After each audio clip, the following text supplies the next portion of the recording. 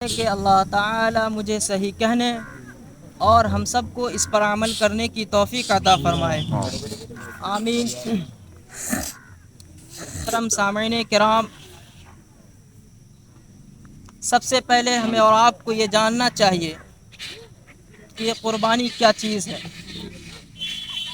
یہ مہینہ ذی الحجہ کا مہینہ ہے اور ان مہینوں میں 10 ذی الحجہ کو قربانی کی جاتی ہے۔ یہ قربانی کیا چیز ہے؟ تو علماء کرام نے لکھا ہے کہ کسی حلال جانور کو اللہ تعالیٰ کی تقرب کی نیت سے ذبح کرنا۔ اور قربانی سب سے پہلے کس نے پیش کی؟ سب سے پہلی قربانی سیدنا حضرت آدم علیہ السلام کے دو بیٹوں حابیل و قابیل نے دی۔ حابیل و قابیل نے دی، اذ قربا قربانا، ان دونوں نے ایک ایک قربانی پیش کی۔ ابن کثیر علیہ الرحمہ اور ابن عباس رضی اللہ عنہ نے اس آیت کی تفسیر میں یہ بیان فرمایا ہے کہ قابیل حابیل نے اپنے ایک مینڈھے کی قربانی پیش کی۔ حابیل نے اپنے ایک مینڈھے کی قربانی پیش کی اور قابیل اپنے کھیت کے پیداوار غلہ اناج میں سے کچھ صدقہ کر دیا۔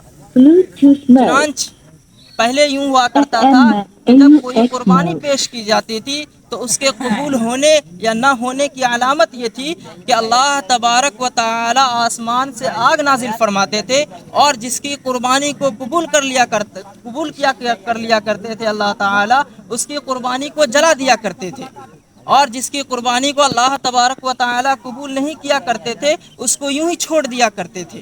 یہی وجہ ہے کہ جناب محمد الرسول اللہ صلی اللہ علیہ وسلم کے زمانے میں کے زمانے میں بہت سے لوگ جو ایمان لانے سے رکے، اس کی یہی وجہ تھی۔ وہ لوگ یوں کہا کرتے تھے،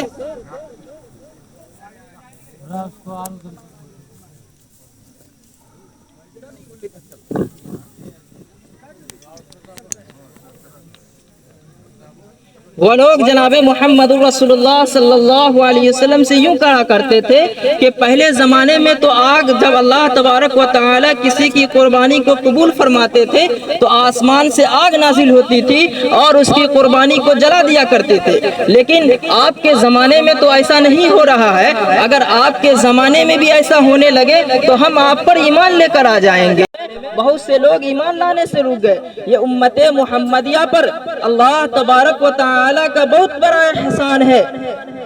اور زمانے کفار میں بھی جب جہاد ہوا کرتی تھی اور کفار سے مال غنیمت حاصل ہوا کرتی تھی تو ان کے بھی قبول یا نہ قبول ہونے کی وجہ یہی تھی کہ آسمان سے آگ نازل ہوتی تھی اور وہ اس مال غنیمت کو جلا دیا کرتی تھی جس کو اللہ تبارک و تعالی قبول کیا کرتے تھے۔ تو ہم اور آپ یہاں جو جمع ہوئے ہیں یہ اسی مقصد سے کہ قربانی ہے کیا چیز، اور یہ جو سنت ابراہیمی کو جو ہم زندہ کر رہے ہیں یہ اس کی آخر وجہ کیا ہے، یہ ہمیں کیوں ملی اور یہ کن بزرگوں کی یاد تازہ کرنے کے لیے ملی۔ تو اللہ تبارک و تعالی نے اس دنیا میں کم و بیش 1,24,000 انبیاء کرام کو مبعوث فرمایا، انبیاء کرام کو اس دنیا میں بھیجا، اور تمام نبیوں نے اللہ تبارک و تعالی کی وحدانیت، اللہ تبارک و تعالی کی وحدانیت بتلائی کہ اللہ تبارک و تعالی ایک ہے، اس کی تم لوگ عبادت کیا کرو۔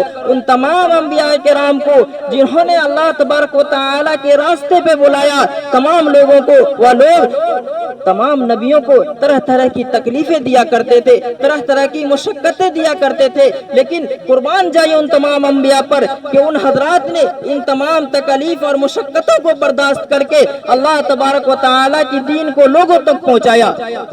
انہی پیغمبروں میں سے 1,24,000 پیغمبروں میں سے حضرت ابراہیم علیہ السلام ہے اور ان کے فرزند حضرت اسماعیل علیہ السلام ہے، جن کی یاد تازہ کرنے کے لیے آج ہم یہاں جمع ہوئے ہیں۔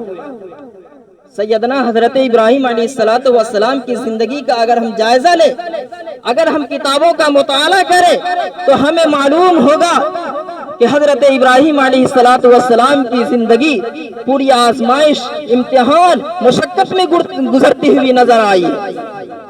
نہ جانے اللہ تبارک و تعالیٰ نے حضرت ابراہیم علیہ السلام سے کیسی کیسی امتحان لیے ہیں، اور اللہ تبارک و تعالیٰ انہیں ہر امتحان میں، حضرت ابراہیم علیہ السلام ہر امتحان میں کامیاب ہوتے گئے ہیں۔ انہی امتحانوں میں سے ایک امتحان اولاد کی بھی ہے، اور اس سے پہلے بھی امتحان ہوئے۔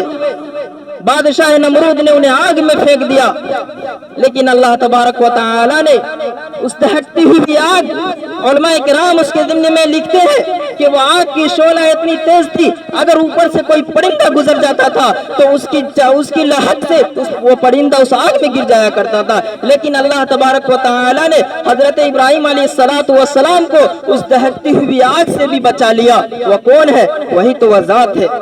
محترم حضرات، سیدنا حضرت ابراہیم علیہ السلام جب 80 سال کی عمر کو پہنچے تو ان کی گود اولاد جیسی نعمت سے خالی تھی۔ سب کو یہ فکر لاحق ہوتی ہے کہ کوئی اولاد ہو۔ حضرت ابراہیم علیہ السلام کی یہ زندگی پوری آزمائش و محنت و مشقت میں گزرتی ہوئی نظر آئی ہے۔ تو آئیے میں آپ کو بتلانا چاہتا ہوں کہ یہ قربانی حضرت ابراہیم علیہ السلام جو صحابہ نے عرض کیا کہ یا رسول اللہ صلی اللہ علیہ وسلم یہ قربانی کیا ہے، تو جناب محمد رسول اللہ صلی اللہ علیہ وسلم نے ارشاد فرمایا کہ یہ قربانی تمہارے باپ حضرت ابراہیم علیہ السلام کی سنت ہے۔ حضرت ابراہیم علیہ السلام کو اللہ تبارک و تعالی نے خواب میں دکھلایا کہ اے ابراہیم، تم ایک اور امتحان کے لیے تیار ہو جاؤ، اور وہ امتحان کیا ہے؟